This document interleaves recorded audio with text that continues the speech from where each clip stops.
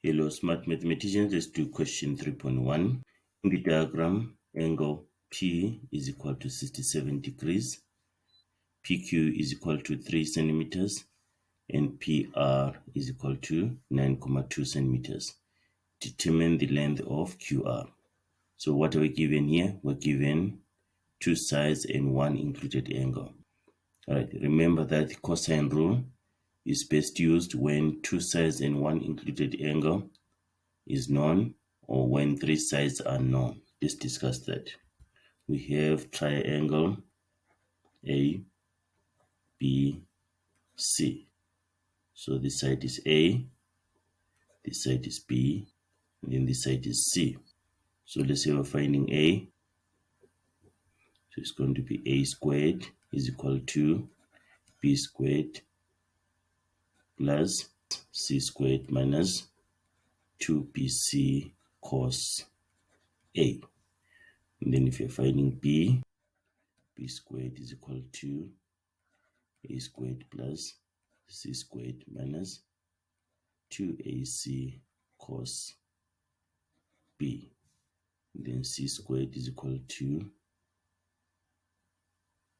A squared plus B squared minus 2AB cos C.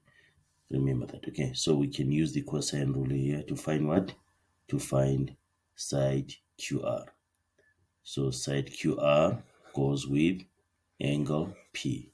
So it means we can say QR squared is equal to QR is equal to PR squared plus PQ squared minus 2 times PR times PQ, and then cos the angle, cos 67 degrees. You see that?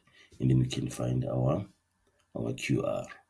Okay, right, let's do that. So we're saying this is the side we're looking for. We said QR squared is equal to PR squared plus PQ squared, then minus 2 times PR times PQ cos P. And then let's substitute what we have.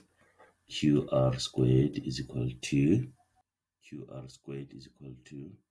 9,2 squared plus 3 squared minus 2 times 3 times 9,2 cos 67 degrees. Then we can square root both sides.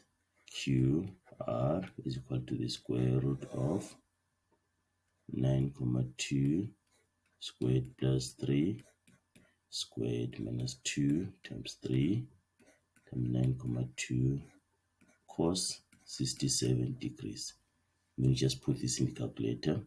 QR is equal to 8,49 centimeters. Okay, that's the answer there.